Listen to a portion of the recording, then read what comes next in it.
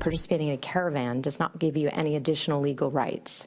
If you illegally enter our country, you will be referred for prosecution. If you file a false asylum claim, you will be referred for prosecution. If you aid and abet or coach someone to break our laws, you also will be referred for prosecution. All right, DHS Secretary Kirstjen Nielsen doubling down on that warning to that caravan of migrants arriving at our country's border sometime this week. We don't know when. We do know that a lot of them aren't Mexicans. A lot of them are Hondurans, and in fact, maybe as many as 3/4 of them. What they plan to do at the border, or whether they plan to cause any trouble at the border, whether there are others behind them, there are reports that there are, or whether, well, this is all being made a big deal to justify a stepped-up National Guard presence there. Hard to say. This much is not. This next fellow is on top of it, far better than I. The former ICE agent, David Ward, who joins me right now. Dave, good to have you back. Thank you for taking the time. Thanks for having me back, Neil. What is going to happen then? They get there, let's say, tomorrow, Saturday. Then what? It all depends on where they're going to come in. If they come through the port of entry, the inspectors there will probably turn them around and have them go back south. If they persist to come forward, they'll refer them to an asylum officer.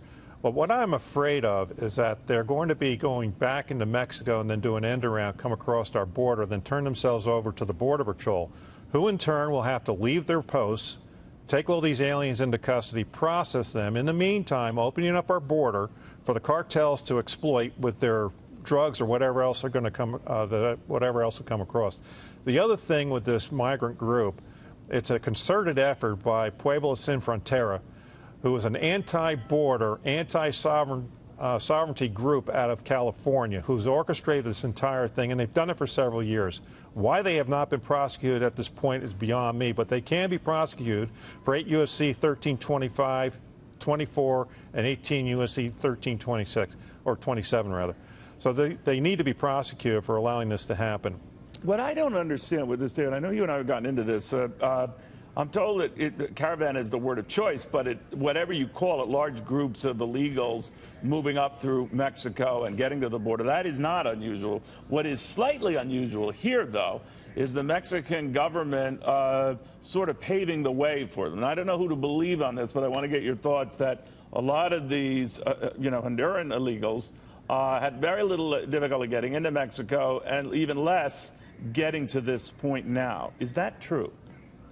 Well, it is true, and Mexico allegedly is a democracy in which these aliens could turn themselves over for asylum in Mexico itself. But most of these groups that are coming out of Central America, and some of them are actually coming from overseas, from probably the Middle East or whatever. We don't know who is all in this group. All right. A lot of these the groups are infiltrated by cartel members. They're MS-13. They're from special interest countries from over in the Middle East as well. We don't know who's coming in. There's no way to vet them. Yeah, that's a little worrisome. David Ward, former ICE agent, thank you very much, my friend.